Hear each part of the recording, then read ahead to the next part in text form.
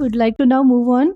Like to invite Dr. Avadhesh for his talk on innovative and cost-effective battery and sleeves for Tonopen to record intraocular pressure. And Dr. Sushmita ma'am would be discussing it.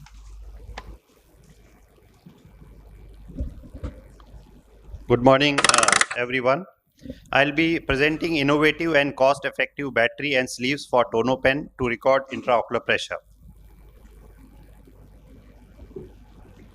So as we know, Tonopen is a portable device to record intraocular pressure.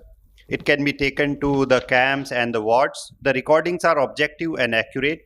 But the only disadvantage is that it requires battery and sleeves for each record, which are not very easily available every time, like during the COVID times.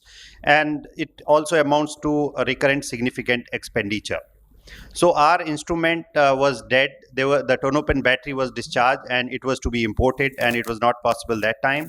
The disposable sleeves were not available. So we innovated the replacement for battery and sleeves for Tonopen.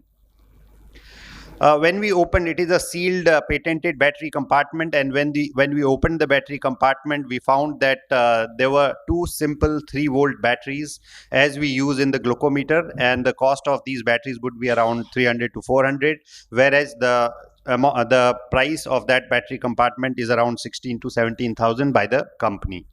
So we carefully opened the battery compartment and then we replaced these batteries looking at the polarity, and it was sealed with micropore.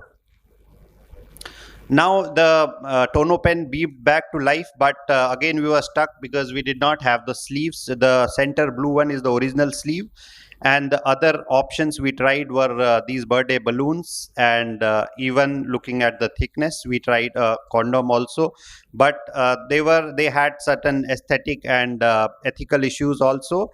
But we could use these. But finally, we came down to using the cut finger of the surgical glove, which was sterile and easily available.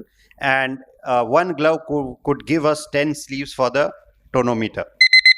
This is a short video how we went about it.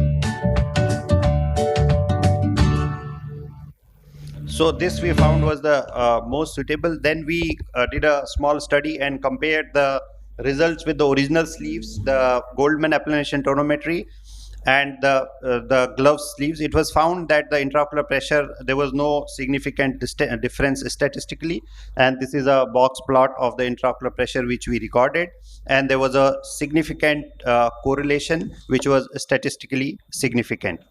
So the cut finger of the surgical gloves was easily available, sterile and cost effective, and it was a suitable replacement. And also the batteries with this method were very cost effective. Thank you.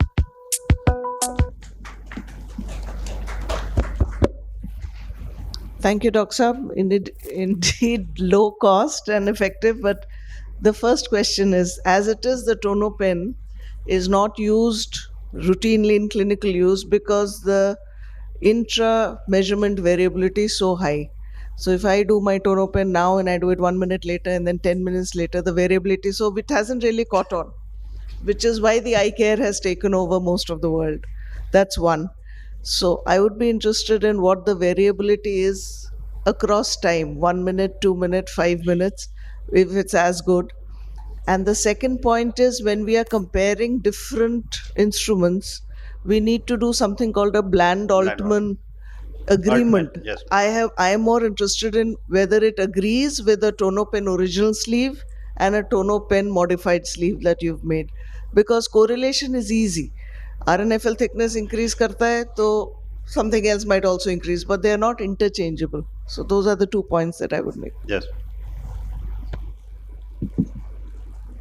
Right, as she's pointing out, I mean, the Tonopen may be kind of calibrated for the thickness, the tensile strength, the all the other parameters, mechanical parameters of the original sleeve, and that might change. Anyway, it's not such a great device, but anyway, any other comments? I mean, great innovation, very nice for jugaad, as we call it, but.